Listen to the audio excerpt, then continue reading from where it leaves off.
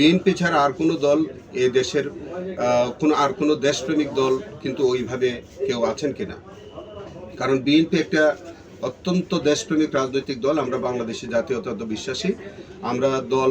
আমরা ধর্ম বর্ণ নির্বিশেষে আমরা মনে করি যে এটা আমাদের বাংলাদেশি একটি ভূখণ্ডের মধ্যে আমরা বসবাস করব। আমাদের সাম্য এবং আমাদের সামাজিক মূল্যবোধের ভিত্তিতে আমরা প্রত্যেকটা নাগরিক এখানে বসবাস করবে। এটা হচ্ছে আমাদের দলের মূলনীতি। তো সেই দৃষ্টিকোণ থেকে বিএনপি বর্তমানে 5ই আগস্টের পর থেকে অক্লান্ত পরিশ্রম করে যাচ্ছে, বর্তমান সরকারকে সহযোগিতা করছে এবং সমাজে আইন শৃঙ্খলা রক্ষা করা সহ সার্বিক বিষয়ে সরকারকে বাংলাদেশ জাতীয়তাবাদী দল অকৃত্রিমভাবে তাদেরকে সহযোগিতা করে চলেছে।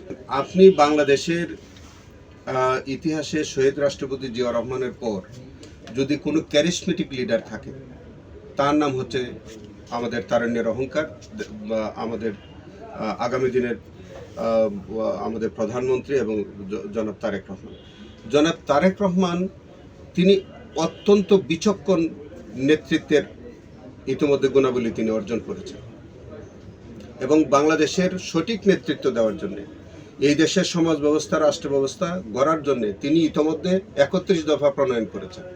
আপনি এই 31 দফা থেকে বুঝতে পারবেন যে তার রাজনৈতিক দূরদর্শিতা কত গভীর এবং প্রগাঢ়। তো সেই কারণে আগামী দিনের এই দেশ পুনর্গঠনের জন্য একমাত্র যোগ্য ব্যক্তি আমাদের জনাব তারেক রহমান এবং তার নেতৃত্বে এই দেশ পুনর্গঠিত হবে বলে আমরা বিশ্বাস করি। দলীয় মনোনয়ন ব্যাপারে আমি আশাবাদী, আমি খুবই আশাবাদী এই কারণে যে আমি দলের আমাদের যারা পার্লামেন্টারি বোর্ডের যারা সদস্য আছেন প্রত্যেকেই জানেন যে আমি নির্বাচন করতে যাচ্ছি। দলের চেয়ারপারসন, ভারপ্রাপ্ত চেয়ারম্যান তিনিও জানেন যে আমি নির্বাচনে অংশগ্রহণ করতে যাচ্ছি এবং আমি আসলে আমি সবারই মতামত নিয়েই আমি নির্বাচনের মাঠে আমি কাজ করে যাচ্ছি এবং জনগণের একটা ব্যাপক সমর্থন আমার প্রতি আছে। সেই কারণে আমি খুবই আশাবাদী যে আমি ইনশাল্লাহ নমিনেশন পাবো এবং ইনশাল্লাহ আমাকে যদি মনোনয়ন দেওয়া হয় আমি বিপুল ভোটে মাধবপুর এবং সোনারগাঁ থেকে আসন থেকে আমি নির্বাচিত হয়ে আসতে পারবো।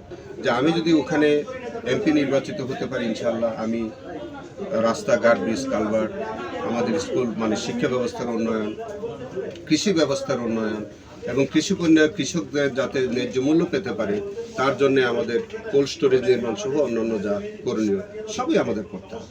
ইভেন দেন আপনি আরও জানেন যে আমাদের যে অঞ্চলটা সেখানে আমাদের যে কিছু বনাঞ্চল আছে সেখান থেকে এই যে গাছ চুরি, পাচার হয়ে যাওয়া, বন্যপ্রাণী নিধন, এগুলো সবই কিন্তু আমাদের খুব শক্ত হাতে এগুলো আমাদেরকে প্রতিরোধ করা ছাড়া একটা অঞ্চলের একটা উন্নয়ন করা সম্ভব হয়। এগুলো সবই আমার চিন্তা ভাবনার মধ্যে আছে। দেখেন, পিয়ারের আন্দোলন বা পিয়ারের দাবি দেওয়া নিয়ে যারা মাঠ গরম করতে চাচ্ছেন, এই পিয়ারের অর্থ তারাও সঠিকভাবে বুঝেন না বলে আমার কাছে মনে হয়।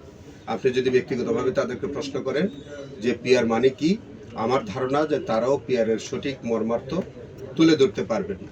কারণ বাংলাদেশে পিয়ার পদ্ধতিতে কখনো নির্বাচন হয়নি বা কোনো সরকার গঠন হয়নি। আমাদের 1947 সালে দেশ বিভাগের পর থেকে কখনোই পিয়ার পদ্ধতি আমাদের সমাজ ব্যবস্থা, অর্থাৎ আমাদের দেশের মানুষ পিয়ার পদ্ধতি কি এটা সম্পর্কে ওয়াকিবহাল না। আপনি দেখবেন যে 75% মানুষ কিন্তু পিয়ার পদ্ধতি বোঝে না। কিছু শিক্ষিত মানুষ হয়তো আপনি পিয়ার পদ্ধতি বুঝতে পারবেন, বাট আপনি আপামর জনসাধারণের ভোটে যে সরকারটা গঠিত হবে সেই জনসাধারণ পিয়ার পদ্ধতিটাই বুঝে না। তো আপনি কি করে ওই পিয়ার পদ্ধতিটা ওরকম মানুষের জনগোষ্ঠীর উপরে আমরা চাপিয়ে দিবেন? বেগম খালেদা জিয়া একটি আবেগের নাম।